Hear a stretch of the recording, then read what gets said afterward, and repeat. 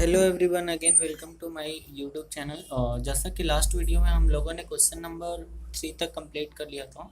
आज question number 4 और उसके आगे देखने वाले हैं। तो स्टार्ट करते हैं क्वेश्चन नंबर 4 से, यानी कि problem 4।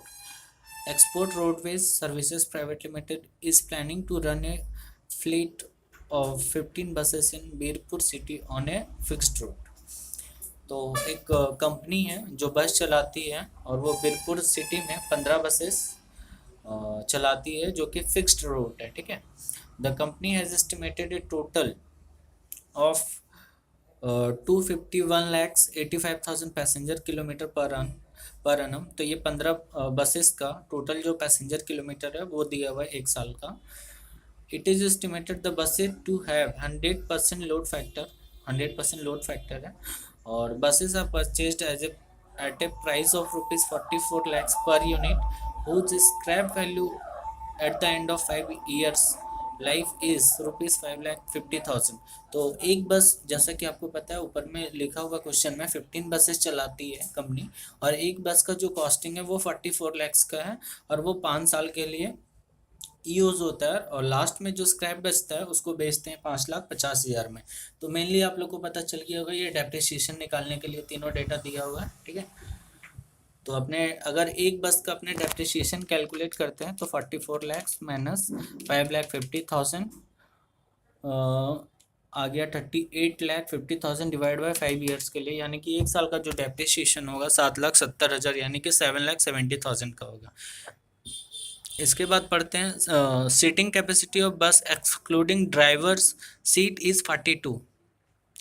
Total seating capacity bus का जो है वो 42 है ड्राइवर को छोड़ के। ये बहुत ही इंपॉर्टेंट है। ठीक है, काफ़ी लोग इसमें कंफ्यूज हुए हैं। तो टोटल जो बस है वो 42, और एक बस का जो यानी कि टोटल देखा जाए तो 43 है, और बस ड्राइवर को छोड़ करके यहाँ पे 42। ठीक है, तो ये चीज़ याद रखने का है। ईच बस can give a mileage of 5 kilometre पर लीटर, यानी कि 1 लीटर फ्यूल पे 5 लीटर बस चलता है। ठीक है। Average cost of fuel is ₹66 पर लीटर, और फ्यूल का 1 लीटर का जो दाम है 66 रुपीज़ का है। Cost of lubricant and sundries पर 1000 किलोमीटर वुड बी ₹3,300। तो लुब्रिकेंट और जो सन्ड्री एक्सपेंसेस होता है बस को चलाने के लिए 1000 किलोमीटर के लिए, वो जो लगता है 3,300 का लगता है, यानी कि 1 किलोमीटर का जो लुब्रिकेंट और सन्ड्रीज का कॉस्ट हो जाएगा 3,300 डिवाइड बाई 1000 किलोमीटर, यानी कि 3.3 per kilometre cost of lubricants and sundries हो जाएगा। Company will pay ₹27,500 per month to driver and to attendant for each bus. तो यहाँ पे जो है कंपनी पेमेंट करेगी एक ड्राइवर और 2 अटेंडेंट जो बस में, यानी कि कंडक्टर जो बस में रहेगा उसको 27,500, यानी कि पूरा साल का कितना हो जाएगा इंटू 27,500 पर मंथ इंटू 12, यानी कि 3,30,000 का खर्चा होगा। ठीक है। तो यहाँ पे बहुत इंपॉर्टेंट है कि 2 अटेंडेंट ऑफ ईच बस, यानी कि जो पैसेंजर को ढो पाएगा बस वो कितना, क्योंकि 42 एक्सक्लूडिंग ड्राइवर का सीट था बस में, और यहाँ पे 2 अटेंडेंट भी है, यानी कि 40 सीट्स होगा जिसमें पैसेंजर बैठ पाएंगे। ठीक है, ये बहुत इंपॉर्टेंट है इस क्वेश्चन के लिए। अदर एनुअल चार्जेस पर बस इंश्योरेंस 55,000, यानी कि फिक्स जो इंश्योरेंस है वो 55,000 का लगेगा। इसके अलावा गैरेज चार्जेस लगेगा बस को रखने का 33,000, repair maintenance 55,000, route permit charges भी लगेगा up to 20,000 kilometre is ₹55,000 5,500 and ₹2,200 for every additional 5,000 kilometre और पार्ट देयर ऑफ।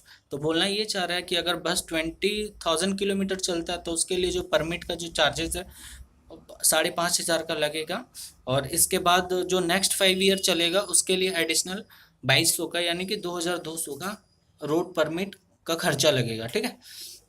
तो पहला जो रिक्वायरमेंट है वो देखते हैं। Calculate a suggested fare per passenger kilometre taking into account markup on cost at the rate 20% to cover overhead and sufficient profit.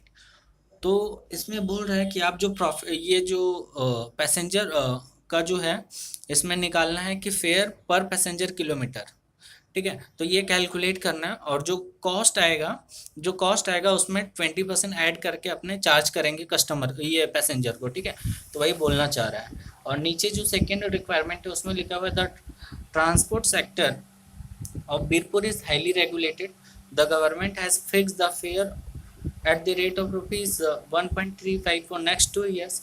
Comment on 2 years profitability taking into consideration the inflation rate is 8%. तो second में बोलना यही चाह रहा है कि ये जो है गवर्नमेंट रेगुलेट करती है कि आप फेयर फिक्स है, वो फिक्स ही रहेगा, यानी कि 1.35 जो है फिक्स रहेगा 2 ईयर्स के लिए, नेक्स्ट 2 ईयर्स के लिए। और जो खर्चे हैं वो बढ़ जाएंगे 8% से इन्फ्लेशन की वजह से, ठीक है। यहाँ पे रिवेन्यू सेम ही रह रहा है लेकिन जो खर्चे हैं वो बढ़ जाएंगे। और यहाँ पे नोट में लिखा हुआ है कि route permit charges is not subject to inflation. Route permit जो चार्जेज है वो इन्फ्लेशन उसके लिए कोई अप्लाई नहीं होगा, यानी कि सेम ही रहेगा, उसमें कोई बढ़ोतरी नहीं होने वाला है, ठीक है। तो आइए इसका सॉल्यूशन देखते हैं। तो सॉल्यूशन देखने से पहले जैसा कि यहाँ आपको दिख रहा है कि 251,85,000 है टोटल पैसेंजर किलोमीटर चला है 15 बसेस का, तो एक बसेस का अपने निकाल लेंगे। तो आइए इसका सॉल्यूशन, इसका जो है वर्किंग नीचे यहाँ पे दिया हुआ है। जैसा कि यहाँ पे वर्किंग में लिखा हुआ टोटल पैसेंजर किलोमीटर है 251,85,000 का दिया हुआ है। नंबर ऑफ जो बसेस हैं वो 15 है, तो टोटल बसेस 15 है, तो पैसेंजर किलोमीटर पर बस कितना हो जाएगा, तो टोटल 251,85,000 डिवाइड बाई 15, तो एक बस के लिए पैसेंजर किलोमीटर कितना हो जाएगा 16,79,000, ठीक है, एक बस के लिए हो गया, ठीक है।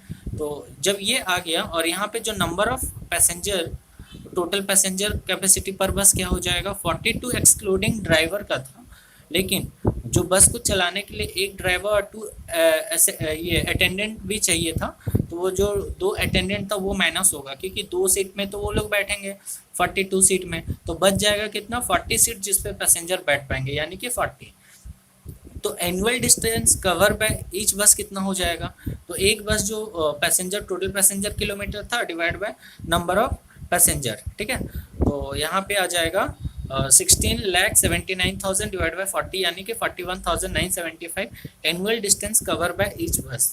अब ये जो मेरा फिगर आ गया, अब इसके सहायता से हम लोग जो है कॉस्ट ऑफ फ्यूल कॉस्ट निकाल लेंगे, सारा ही मतलब कॉस्ट शीट ही बना सकते हैं हर खर्चे का, और उसमें अपने फिर वहाँ पे टोटल रिवेन्यू भी कैलकुलेट कर पाएंगे, ठीक है। तो यहाँ पे अब अगर पहले यहाँ पे देखते हैं रिक्वायरमेंट 1 का statement showing fair per passenger kilometre each बस, यही क्वेश्चन का रिक्वायरमेंट था, तो हम लोग ईच बस का निकाल ले रहे हैं, ठीक है। तो एक बस का जो है टोटल रिवेन्यू कितना होगा, ठीक है। अगर 15 बस के लिए निकालना है तो इंटू 15 कर देना आप लोग। तो यहाँ पे जो है फिक्स एक्सपेंसेस है, इंश्योरेंस जो है 55,000 का, जनरल चार्जेस 33,000 का क्वेश्चन में दिया हुआ था। यह जो सेकंड पैरा है क्वेश्चन का आप देख सकते हैं, इंश्योरेंस का है 55,000, जनरल चार्जेस 33,000, ठीक है। तो ये फिक्स्ड है, ये बढ़ने वाला नहीं। इसके अलावा जो डेप्रिसिएशन है वो भी फिक्स्ड है। डेप्रिसिएशन हम लोगों ने कैसे निकाला था, तो जो कॉस्ट था उसमें स्क्रैप वैल्यू माइनस करके डिवाइड बाय 5 कर दिए थे, तो एक बस का डेप्रिसिएशन 1 साल का निकल गया था, यानी कि 7,70,000 का, वो कैलकुलेटर पे मैंने बताया था। उसके बाद जो बस को चलाने का जो रनिंग खर्चा होता है, रनिंग एक्सपेंसेस जो होता है, तो रनिंग के लिए रिपेयर भी उसका एक पार्ट होता है, तो रिपेयर एंड मेंटेनेंस 55,000 का यहाँ पे आ गया रनिंग एक्सपेंसेस में। दूसरा आ गया cost of lubricant and sundries. तो जैसा कि यहाँ पे क्वेश्चन में दिया हुआ था कि 1000 किलोमीटर जब चलेगा तो उसका जो कॉस्टिंग है वो आएगा 3,300, तो यहाँ पे टोटल किलोमीटर कितना चला है बस, तो 41,975 चल रहा है, ठीक है। तो यहाँ पे 3,300 जो कॉस्ट ऑफ लुब्रिकेंट था 1000 किलोमीटर का डिवाइड बाय 1000 किलोमीटर इनटू कर देंगे कितना किलोमीटर चला था, यानी कि इनटू 41,975, तो मेरा आ गया 138,517.5, यानी कि 1,38,517.5 रुपीज़। तो यहाँ पे आप देख सकते हैं 1,38,517.5 रुपीज़ आ गया। कॉस्ट ऑफ फ्यूल भी ऐसे ही निकाल लेंगे अपने, यहाँ पे कॉस्ट ऑफ फ्यूल का कुछ दिया हुआ था, हाँ, कि 1 लीटर का फ्यूल में 5 किलोमीटर चल सकता है, ठीक है। तो यहाँ पे आप देख सकते हैं कि जो 66 रुपीज़ है वो 5 किलोमीटर के लिए खर्चा हो रहा है, यानी कि 66 डिवाइड बाई 5, 1 किलोमीटर के लिए 13.2 रुपीज़ का खर्चा हो रहा है। तो 13.2 इंटू कर देंगे जितना किलोमीटर चला है, यानी कि 41,975। तो मेरा आ जाएगा 5,54,070 रुपीज़ का खर्चा फ्यूल का। ठीक है, तो यहाँ पे आप देख सकते हैं 5,54,070 रुपीज़ का खर्चा आ गया। और यहाँ पे जो salary of driver and 2 attendants का जो था, यहाँ पे 27,500 पर मंथ का था। तो 27,500 पर मंथ इंटू 12 आ गया मेरा 3,30,000 का था। तो वो मेरा फिगर आ गया सैलरी जो है वो उसके लिए। तो यहाँ आप देख सकते हैं जो salary of driver and 2 attendant 3,30,000 का। इसके अलावा जो रोड परमिट रोड था, तो यहाँ पे बोला हुआ था कि 20,000 अगर आपका चलता है बस, तो उसके लिए आपको खर्चा देना पड़ेगा 5,500। ठीक है, यानी कि 5,500। और जो एवरी एडिशनल 5 किलोमीटर चलेगा उसके लिए आपको अलग से 2,200 देना पड़ेगा। ठीक है, तो यहाँ 5,500 तो लगेगा ही। इसके अलावा जो जितना भी किलोमीटर एक्स्ट्रा चला है, यहाँ पे चला है 41,000। ठीक है, तो अगर 5,000 का मल्टीपल में लेंगे तो 5 टाइम्स आएगा। तो 2,200 इंटू 5 आ गया 11,000 प्लस 5,500 तो फिक्स था 5,500, यानी कि 16,500 16,500 यहाँ पे आ गया।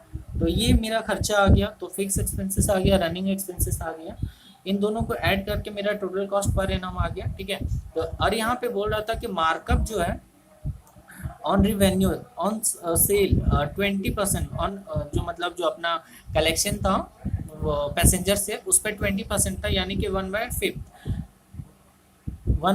था। तो ऑन कॉस्ट कितना हो जाएगा 1/6 हो जाएगा, यानी कि 1/6 इंटू 100, यानी कि 16.67%।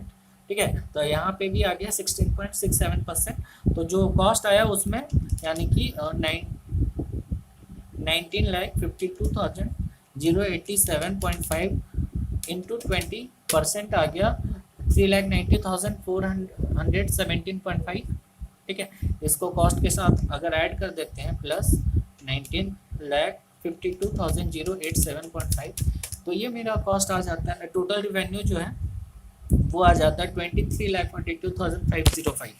ठीक है, ये आ गया पहला का रिक्वायरमेंट। सेकंड का रिक्वायरमेंट क्या है इस क्वेश्चन में, the transport sector of Birpur is highly regulated.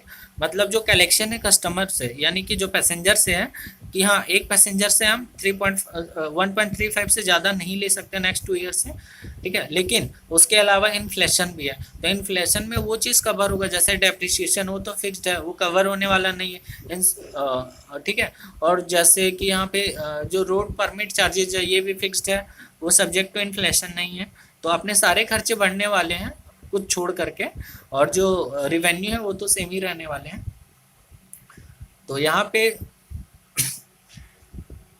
यहाँ पे सेकेंड नंबर में देखते हैं, तो जो इंश्योरेंस था वो अगर वो 0 ईयर्स था तो नेक्स्ट 1 और 2 ईयर के लिए बनाना था। जो इंश्योरेंस का कॉस्ट था मेरा 55,000 का था। तो इन्फ्लेशन इसमें इंटू 1.08 कितना आ गया 59,400।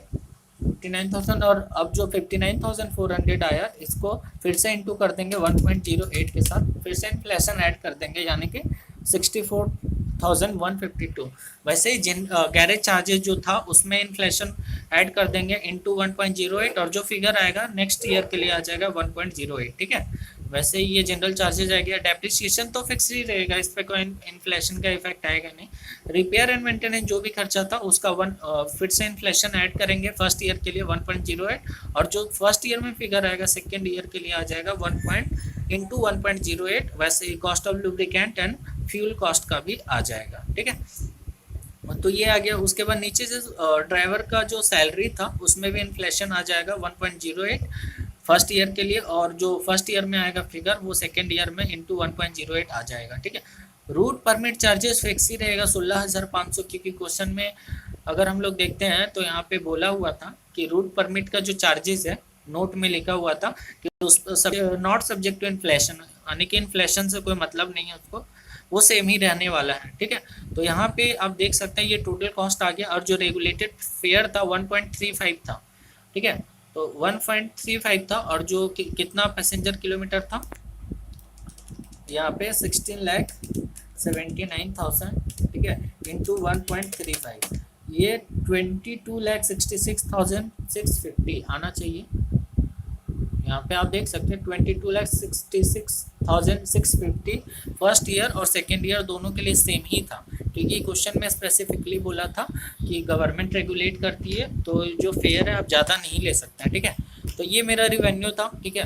रिवेन्यू को टोटल कॉस्ट में माइनस कर देंगे, मेरा प्रॉफिट आएगा, और प्रॉफिट टू टोटल रिवेन्यू निकाल देंगे। तो यहाँ पे जो प्रॉफिट आया डिवाइड बाय रिवेन्यू इंटू 100 कर देंगे, तो ये मेरा प्रॉफिट आ गया। तो आप देख सकते हैं कि फर्स्ट ईयर में जो प्रॉफिट का परसेंटेज, प्रॉफिट टू रिवेन्यू वाला जो परसेंटेज है वो ज़्यादा है, और सेकेंड ईयर में जो प्रॉफिट का परसेंटेज है वो कम है।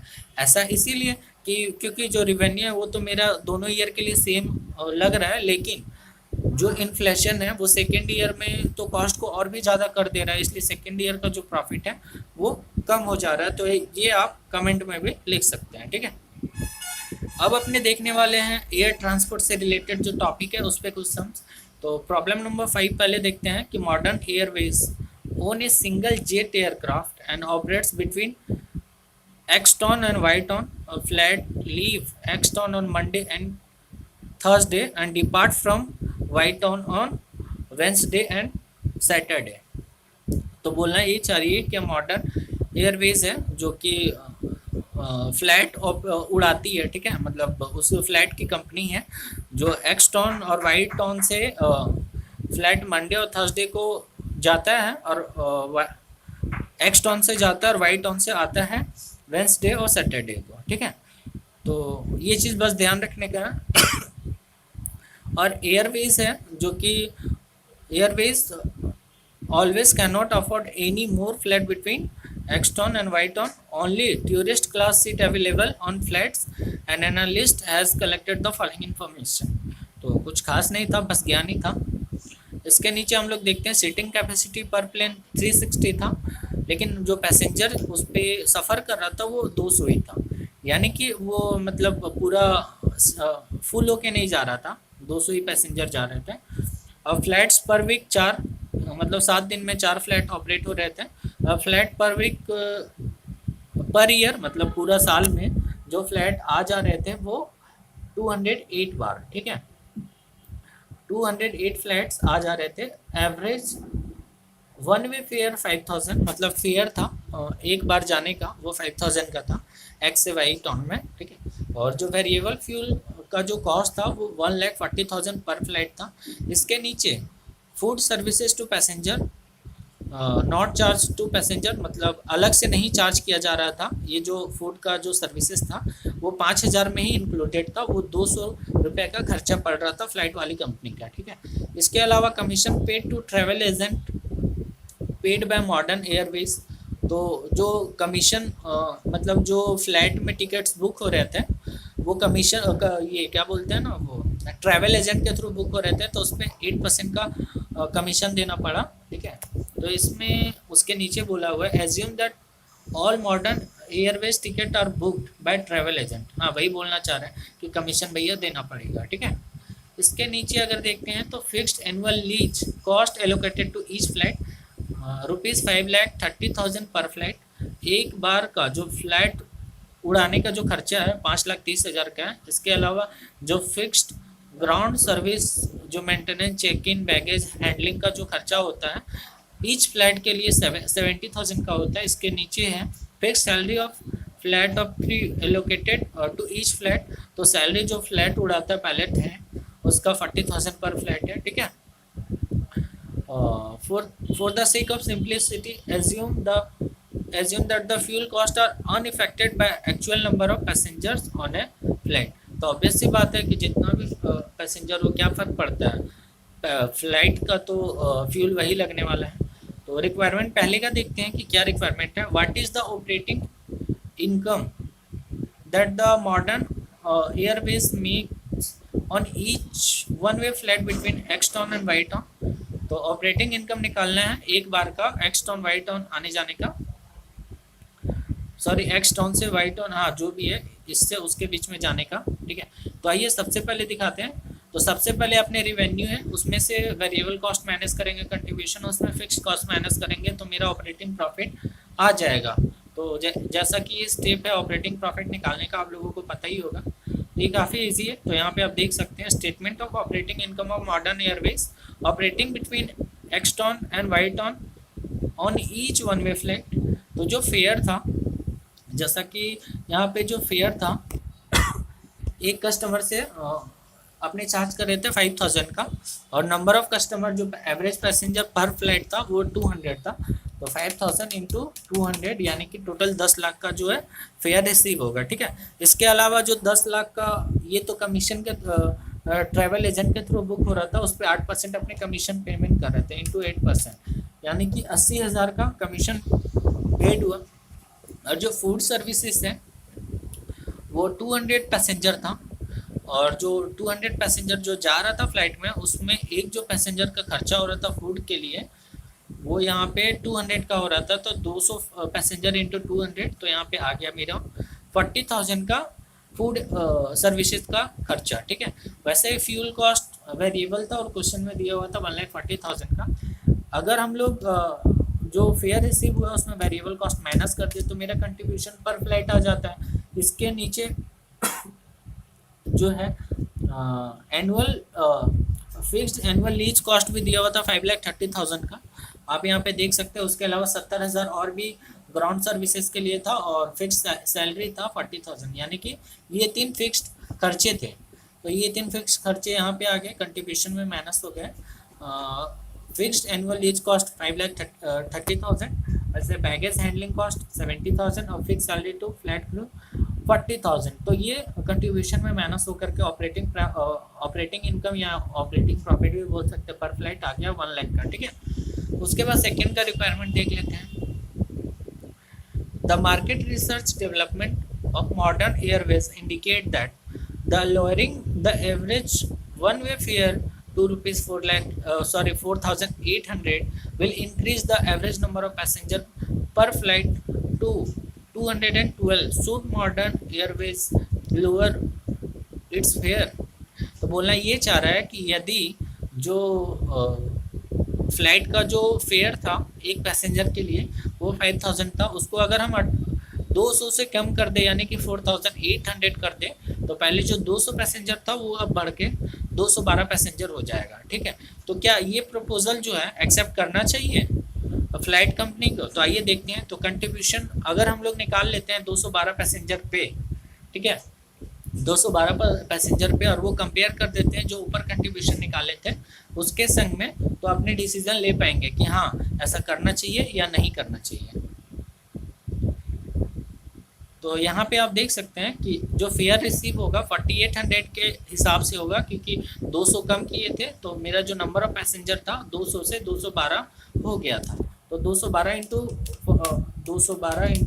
4,800 यानी कि 10,17,600। और जो फिक्स्ड खर्चे हैं वो कमीशन वाला थोड़ा चेंज होगा, क्योंकि जो कमीशन था वो 8% देना पड़ेगा, 10,17,600 इंटू 8% यानी कि 81,408 आएगा।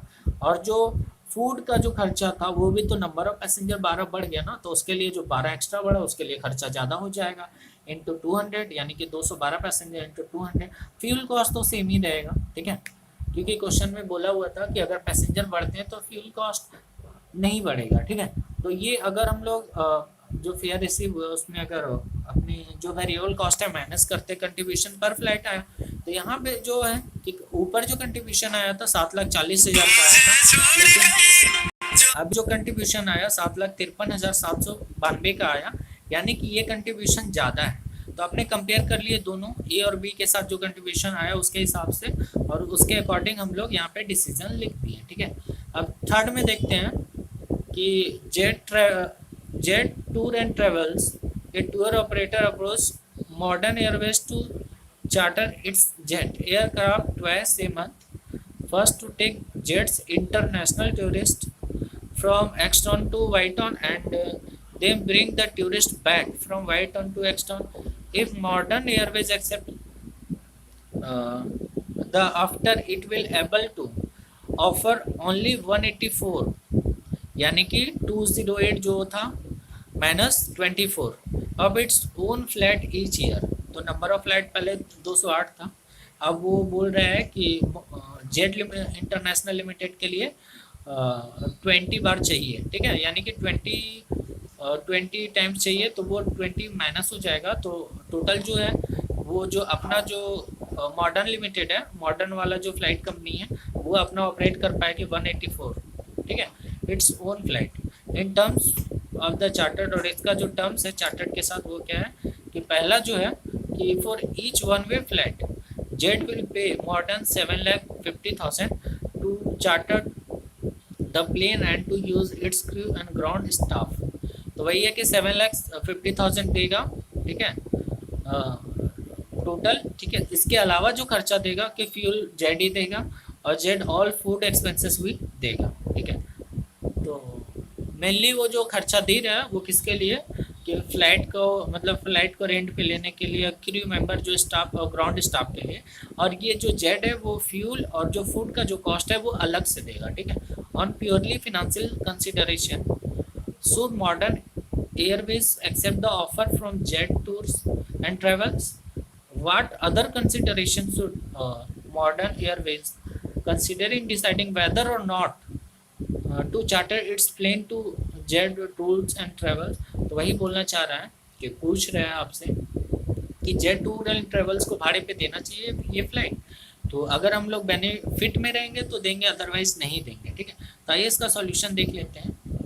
तो जैसा कि आपको पता है बी में हम लोग जो कमा रहे थे, जो मेरा कंट्रीब्यूशन था 7,53,792 का था, ठीक है। और जो मॉडर्न एयरवेज को ऑफर आ रहा है भाड़े के लिए, जो कि जेट टूर्स एंड ट्रेवल्स दे रही है, वो 7,50,000 का। इसके अलावा वो फ्यूल कॉस्ट भी देगी, ठीक है, और उसको इसके अलावा वो फूडिंग का भी दे रही है। तो अच्छा बात है ना, तो प्रॉफिट तो ज़्यादा आ रहा है। तो ये चीज़ आप लोग माइंड में रख करके इसका सॉल्यूशन कर सकते हैं। और यहाँ पे रीड कर सकते हैं कि क्या क्या अदर नॉन फिनेंशियल कंसिडरेशन है जो कि ध्यान में रखना पड़ेगा, ठीक है। इसके बाद हम लोग क्वेश्चन नंबर 6 देखने वाले हैं कि fly limited has hired an aircraft to specially operate between cities A and B, all the seats are economic class. तो फ्लाई लिमिटेड एक हायर किया एयरक्राफ्ट जो कि चलेगा सिटी ए और बी के बीच में, ठीक है। All seats are available, economic class रहेगा, ठीक है। तो अगर हम ए को अगर हम झारखंड समझें और बी को अगर हम समझे कोलकाता, ठीक है, सॉरी, ए को झारखंड समझ रहे हैं और बी को दिल्ली समझ रहे हैं इस क्वेश्चन के लिए, ठीक है। झारखंड यानी कि रांची जहाँ से महेंद्र सिंह धोनी है, और बी को चल रहे हैं अपने पकड़ रहे हैं दिल्ली, ठीक है। उसके बीच में कोलकाता पड़ता है, ठीक है, ये चीज़ ध्यान में रखना है। The following information is available. Seating capacity of aircraft 260 passenger, average number of passengers per flight 240। Seating capacity 240 है, लेकिन पैसेंजर जो अभी जा रहे हैं वो 260 है सीटिंग कैपेसिटी, और जो पैसेंजर जा रहे हैं 240 से जा रहे हैं। Average one way fare from A to B, यानी कि झारखंड से दिल्ली जाने के लिए जो 5,000 का भाड़ा लगता है, और फ्यूल कॉस्ट भी झारखंड से दिल्ली जाने के लिए 90,000 का लगता है। और फूड का जो खर्चा है झारखंड से दिल्ली जाने के लिए 300 रुपये का लगता है, ठीक है। वो ये जो है फेयर में इंक्लूडेड है, अलग से पैसेंजर से चार्ज नहीं करते हैं। Commission to travel agent 10% on fare, जितना भी फेयर बुक होता है उसका 10% अपने को कमीशन को देना पड़ेगा। Annual lease cost allocated to each flight, annual cost lease cost देना पड़ेगा हर एक फ्लैट के लिए एयरपोर्ट को 2 लाख का, ठीक है। Service cost per flight A to B 40,000, ठीक है। फ्लैट की सैलरीज पर फ्लैट ए टू बी, यानी कि झारखंड से दिल्ली जाने का एक बार का जो खर्चा है सैलरीज का वो 40,000 है।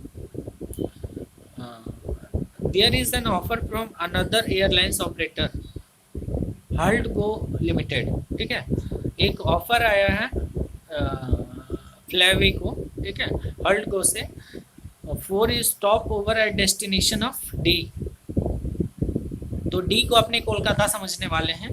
तो जैसा कि जो जो जो कंपनी है फ्लाईवे लिमिटेड, वो पहला जो अपना फ्लाइट था वो अपना जो चला रही थी वो सीधा झारखंड से दिल्ली चला रही थी, ठीक है। लेकिन ये ऑफर के बाद वो क्या कर रही है कि झारखंड से पहले कोलकाता जाएगी फ्लाइट, फिर कोलकाता से दिल्ली जाएगी, ठीक है। तो ए को हम लोग झारखंड समझ रहे हैं, बी को दिल्ली और डी को अपने कोलकाता। इस क्वेश्चन के लिए due to this the flight will operate A to D, यानी कि इसके वजह से जो फ्लैट पहले झारखंड से दिल्ली जाएगी और दिल्ली से फिर झारखंड से कोलकाता जाएगी और फिर कोलकाता से दिल्ली जाएगी, ठीक है। The following terms are considered for stop over, ठीक है। तो ये सारे टर्म्स कंसिडर किया गया कोलकाता में रुकने की वजह से। 50 seats from D to B, यानी कोलकाता से दिल्ली जाएगी उसके लिए 56 बुक हो जाएगा। वो हेल्डको कंपनी करेगी, जो ऑफर दे रही थी 2700 रुपया पर टिकट के हिसाब से। वेदर और not Heldco is able to sell the meet its customer. तो हेल्डको बोल रही है कि हम 2700 करके 50 कस्टमर के लिए देंगे ही, जो कि कोलकाता से दिल्ली जाएंगे, भले ही हम बेच ना पाए, ठीक है, उतना पैसा आपको मिलेगा कंपनी को, फ्लाईवे को। No agents commission is payable on this ticket, और इस पे कोई कमीशन पेमेंट नहीं होगा 2700 वाले पे, जो कि कोलकाता से दिल्ली जाने वाले पैसेंजर है उस पे, ठीक है। इसके बाद however snacks must be provided to these passenger also by Flyway limited at no further charge to Haldco और पैसेंजर्स। तो जो स्नैक्स है प्रोवाइड किया जाएगा फ्लाईवे कंपनी, जो अपनी कंपनी है, और उसके लिए हेल्डको को चार्ज नहीं किया जाएगा, यानी कि 2700 में इस स्नैक्स का खर्चा भी इंक्लूडेड है। A maximum of 60 tickets can be sold by Flyway travels from A to D sector at a fare of ₹3000 per passenger. तो बोलने यही चाह रही है कि जो झारखंड से जो कोलकाता जाने वाला है उसमें जो कंपनी है मैक्सिमम 60 टिकट ही बेच पा रही है 3000 करके, ठीक है। इसके नीचे जो लिखा हुआ है, since the stop over waste more time 25 flyovers और Flyways original passenger in the A to B sector will voluntary drop out in favour of other airlines offering direct flight to A and B. तो वही बोलना चाह रही है, क्योंकि ये जो ऑफर हेल्डको कंपनी दिया है इसके वजह से क्या हो रहा है कि झारखंड से फ्लाइट पहले कोलकाता जाएगी, कोलकाता में स्टे करेगी, फिर वहाँ से वो दिल्ली जाएगी। तो इसके वजह से क्या है ना कि कुछ पैसेंजर हैं उनको असुविधा हो रहा है। तो जो 25 ऐसे कस्टमर है जो कि ये जो है इस फ्लाइट का जो टिकट है उसको कैंसिल करके इसमें नहीं जाएंगे, अब वो सीधा कोई और एयरलाइन के थ्रू जाएंगे जो सीधा झारखंड से दिल्ली जाने वाली है, ठीक है। तो वही बोलना चाह रहा है। Due to stop over fuel cost will increase from 90,000 to 135,000, ठीक है। तो वही बोल रहा है कि कोलकाता में आप रुक रहे हो, आप सीधा जाते तो 90,000, मतलब झारखंड से दिल्ली जाते तो 90,000 का फ्यूल खर्चा लगता, लेकिन आप कोलकाता में रुक रहे हो ना, उसके वजह से 45,000 का इंक्रीज हो रहा है फ्यूल का, यानी कि 1,35,000 का टोटल फ्यूल लगेगा। आप झारखंड फिर कोलकाता फिर दिल्ली जाते हो तो। Additional airport landing baggage handling charges of ₹19,000 per stop over will have to incur by Flyway company. जो अपनी कंपनी है वो 19,000 का, उसको क्या है कि आप कोलकाता में रुक रहे हो ना, इसके वजह से बैगेज लैंडिंग चार्जेस का 19,000 का एक्स्ट्रा खर्चा करना पड़ रहा है। Flyway limited will have to serve snacks to all the passenger in D to B at no charge to passenger. तो वही बोलना चाह रही है, ये लाइन वही बोलना चाह रहा है कि जो जितने भी पैसेंजर एक बार जो कोलकाता में जो दिल्ली के लिए जाएंगे, तो कोलकाता से जो दिल्ली के लिए जाएंगे सभी को 200 रुपये का जो स्नैक्स है वो प्रोवाइड करेगी फ्लाईवे कंपनी, ठीक है। This will be addition to original food of ₹300 serve in A to D, यानी कि जो झारखंड से कोलकाता जा रहे थे उसके अलावा वो जो 300 रुपये का तो स्नैक्स देना ही पड़ा था, इसके अलावा जब वे लोग मतलब टोटल जो पैसेंजर है कोलकाता से दिल्ली जाएंगे तो उसमें क्या है कि 200 रुपये का फिर से स्नैक्स का खर्चा लगेगा। You may assume that the fuel costs are not affected by actual number of passenger in the flight. Ignore the non-financial consideration, additional wear and tear to aircraft due to extra landing take off। तो ये बोल रहा है कि ये जो खर्चे है इसको इग्नोर करने के लिए बोल रहा है। ठीक है, तो आइए पहला रिक्वायरमेंट है विदाउट कंसिडरिंग हिंडाल्को ऑफर, तो सॉरी हल्टगो ऑफर, हल्टगो का जो ऑफर है उसको कंसिडर नहीं करते हुए फर्स्ट वो का अपने को सॉल्यूशन करना है। तो पहला जो रिक्वायरमेंट है वो क्या है कि what is the profit earn by Flyway per flight from A to B, A to B यानी कि झारखंड से सीधा दिल्ली जाने के लिए एक फ्लाइट में कितना प्रॉफिट होगा, सिंपल सा। तो आइए इसका जो है सॉल्यूशन देखते हैं। इसका एग्जिस्टिंग सिचुएशन में ही देख लेते हैं, क्योंकि ये जो है एग्जिस्टिंग सिचुएशन वाला देखेंगे इसमें, क्योंकि जो फेयर था वो 5000 का था, जैसा कि आप यहाँ पे देख सकते हैं कि ये 5000 का फेयर था। इसमें क्या इनकर हो रहा था, इसमें इनकर हो रहा था फूड और 310% कमीशन लग रहा था, वो माइनस कर देंगे। ठीक है, तो वो मेरा कंट्रीब्यूशन आ जाएगा एक पैसेंजर के लिए, उसके नीचे जो फिक्स कॉस्ट है वो माइनस कर देंगे तो प्रॉफिट आ जाएगा। तो अपने को क्या निकालना, हाँ प्रॉफिट ही निकालना था। तो आइए अपना सॉल्यूशन देखते हैं। तो एग्जिस्टिंग सिचुएशन प्रॉफिट पर फ्लाइट, आप यहाँ पे देख सकते हैं कि ये जो रिवेन्यू पर पैसेंजर है ग्रॉस 5000 का था, इसमें 10% का कमीशन अपने को देना पड़ा ट्रैवल एजेंट को, और जो है 300 रुपये का फूड का एक्सपेंसेस देना पड़ा। ठीक है, तो ये दोनों वेरिएबल हो गया मेरा यहाँ पे 800 का, तो 5000 माइनस 800 4200 का ये कंट्रीब्यूशन पर पैसेंजर आया। और कंट्रीब्यूशन और टोटल पैसेंजर कितना जा रहा था, कैपेसिटी 260 का था, लेकिन जो एवरेज पैसेंजर जो ट्रैवल कर रहा था फ्लाइट से वो 240 था। तो 4200 इंटू 240 करेंगे तो मेरा 10,08,000 का कंट्रीब्यूशन पर फ्लाइट आ गया। ठीक है, तो ये था एग्जिस्टिंग सिचुएशन। तो यहाँ पे जो फिक्स्ड कॉस्ट है फ्लाइट का वो फ्यूल का था 90,000 क्वेश्चन में दे रखा था। एनुअल लीज कॉस्ट ये भी क्वेश्चन में दे रखा था। ग्राउंड सर्विस चार्जेस ये भी क्वेश्चन में दे रखा था 40,000 का, और जो सैलरी था 48,000 का वो भी दे रखा था। तो ये कंट्रीब्यूशन में ये सारे फिक्स कॉस्ट माइनस किए तो मेरा प्रॉफिट पर फ्लाइट आ गया। तो आप लोगों को लग रहा होगा कि जो पिछले वाले क्वेश्चन में था फ्यूल को अपने वेरिएबल कॉस्ट लिए थे, लेकिन इसमें फिक्स्ड कॉस्ट क्यों लिए।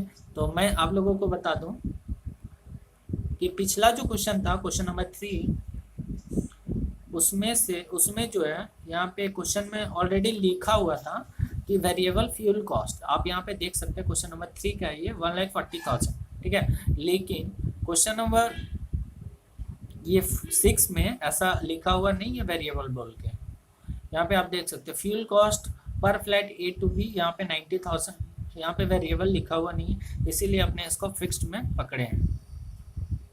तो बहुत लोगों का ये डाउट होगा, हो सकता है ये क्लियर हो गया हो। ठीक है, तो ये फ्यूल मेरा फिक्स्ड में आ जाएगा, तो ये प्रॉफिट पर फ्लाइट आ गया। ठीक है, एग्जिस्टिंग सिचुएशन वाले में। ठीक है, तो ये पहला का सॉल्यूशन था। अब सेकंड वाले का सॉल्यूशन देखते हैं कि what is the break even number of passenger for each flight A to B. तो कंट्रीब्यूशन फिक्स कॉस्ट, तो आपको पता ही है ब्रेक इवन नंबर कैसे निकलता है कि जितना भी फिक्स कॉस्ट है डिवाइड कर देंगे कंट्रीब्यूशन पर यूनिट। ठीक है, तो अपने पर पैसेंजर जो कंट्रीब्यूशन आया है फिक्स कॉस्ट में डिवाइड कर देंगे। तो यहाँ पे जो प्रॉफिट फिक्स कॉस्ट आया 3,78,000 का, उसमें से जो कंट्रीब्यूशन आ रखा था 4,200 वो डिवाइड कर देंगे, तो मेरा 90 जो पैसेंजर आ जाएगा। तो break even number of passenger आ जाएगा, total fix cost per flight divide by contribution per passenger 90। ठीक है, अब अपने यहाँ पे अब अपने जो मेन पॉइंट है, जो consider the effect of Haltgo offer, ये थोड़ा सा कॉम्प्लेक्स है, ये थोड़ा सा क्रिटिकल है। तो आइए इसको समझते हैं कि evaluate whether the Flyway should accept the offer, Flyway को ऑफर एक्सेप्ट करना चाहिए। तो इसका जो है अपने को कॉस्ट निकालना पड़ेगा, कंपेयर करना पड़ेगा इसके बाद। ठीक है, कि या फिर इंक्रीमेंट जो भी है अपना, अगर प्रॉफिट में रहेंगे तो एक्सेप्ट करेंगे, अदरवाइज नहीं करेंगे। तो आइए इसका सबसे पहले हम लोग यहाँ पे देखते हैं कि statement showing allocation seats in aircraft. तो यहाँ पे जो एग्जिस्टिंग सिचुएशन में क्या था कि जो फ्लाइट था ए टू बी, यानी कि झारखंड से दिल्ली जा रही थी सीधा। ठीक है, और टोटल सीटिंग कैपेसिटी था फ्लाइट में 260, लेकिन जो एवरेज पैसेंजर जा रहे थे वो 240 था। ये सिंपल क्वेश्चन में दिया हुआ था। अब प्रपोज सिचुएशन में जो हल्डगो ऑफर देती है फ्लाईवे को, उसमें क्या बोलती है कि आप जो है ये दिल्ली ये झारखंड से आपका फ्लाइट है, कोलकाता आएगा, फिर कोलकाता से दिल्ली जाएगी। तो यहाँ से आप देख सकते हैं फॉर डेस्टिनेशन D2B, यानी कि कोलकाता से दिल्ली। तो कोलकाता से जो दिल्ली जाने वाली जो फ्लाइट है उसमें बोल रहा है कि जो सीट है वो 50 सीट हल्ट को बुक कर लिया है, मतलब बुक करके देगा, ठीक है, उसके लिए पैसा वो हल्ट को देगा, ठीक है। ये क्वेश्चन में लिखा हुआ था स्पेसिफिकली। अगर हम लोग यहाँ पे जो क्वेश्चन है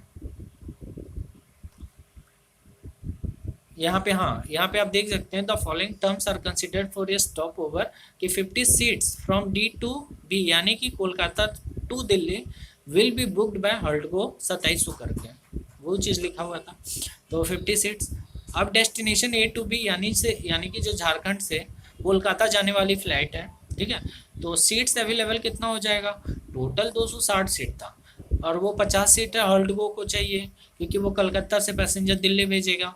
तो 210 सीट ही तो मेरे पास बच गया ना, ठीक है, 260 और 10 सीट बच गया। तो रिक्वायरमेंट ऑफ रेगुलर पैसेंजर क्या आ जाएगा कि 240 ओरिजिनल नंबर ऑफ पैसेंजर था, ठीक है, लेकिन पैसेंजर वो कब था जब हम सीधा झारखंड से यानी ए से बी जा रहे थे, यानी कि झारखंड से दिल्ली जा रहे थे, लेकिन जब फ्लाइट कोलकाता में रुक रही है उसके वजह से 25 पैसेंजर ड्रॉप कर दे रहे थे। जब क्वेश्चन रीड किए थे उस टाइम पे कि मेरा समय बर्बाद हो जाएगा, वो दूसरा एयरलाइंस का टिकट ले रहे थे जो कि सीधा झारखंड से दिल्ली जा रही थी, यानी ए से बी जा रही थी, ठीक है।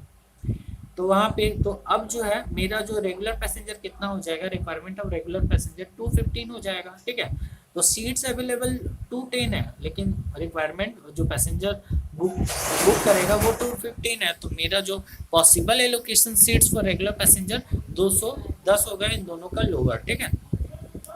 उसके बाद डेस्टिनेशन A to D, यानी कि जो ये जो झारखंड से कोलकाता जाने वाली जो फ्लाइट है उसके लिए जो सीट्स अवेलेबल रहेगी वो 50 है, क्योंकि 260 सीट का कैपेसिटी था फ्लाइट में। और यहाँ पे आपने एलोकेट कर दिए कि सीधा झारखंड से दिल्ली जाने के लिए जो पैसेंजर है 210 है, ठीक है, 210 है ऑलरेडी है। तो बच गया कितना, जो सीट्स अवेलेबल है 50। रिक्वायरमेंट ऑफ एजेंट कितना है, जो फ्लाईवे ट्रैवल जो बुक करेगा जिसको हम बेच सकते हैं एजेंट के थ्रू, वो 60 था, लेकिन अब जो बिकेगा एजेंट के थ्रू वो कितना 50। इन दोनों का लिस्ट जितना सीट है भैया उतना ही तो बेच पाएंगे ना, तो ये 50 आ गया। तो अब आइए इसका प्रपोज सिचुएशन में क्या देखते हैं। तो statement showing additional revenue from Haldgo limited offer.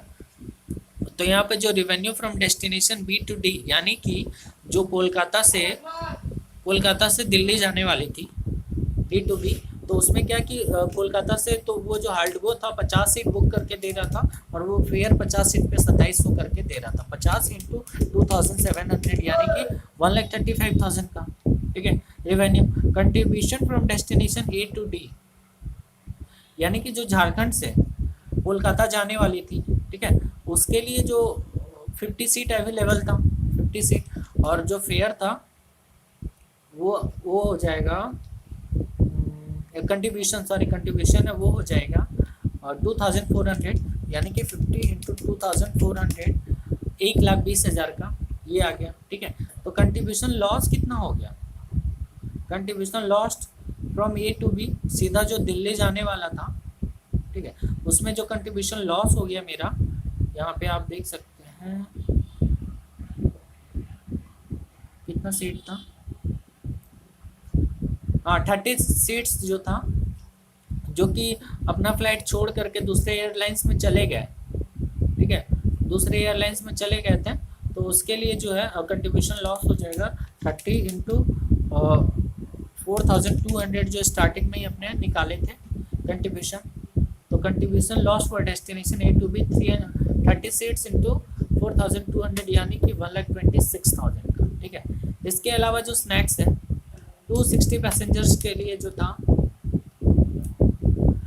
पूरा ही देना पड़ेगा 200 करके, तो 260 इंटू 200 जो कोलकाता से अपने दिल्ली जा रहे थे D to B, तो वो 52,000 का। फ्यूल कॉस्ट जो है 45,000, ठीक है। कोलकाता से दिल्ली जो एडिशनल इनकर हो रहा था 90 की जगह पे 135 लग रहा था, जो क्वेश्चन रेट किए थे उस टाइम पे अपने देखे थे।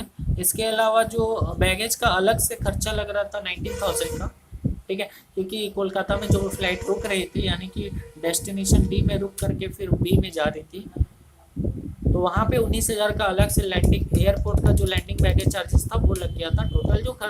टोटल जो आ गया था कॉस्ट वो 2,42,000 का था, और टोटल जो रिवेन्यू था 2,55,000 का था, ठीक है।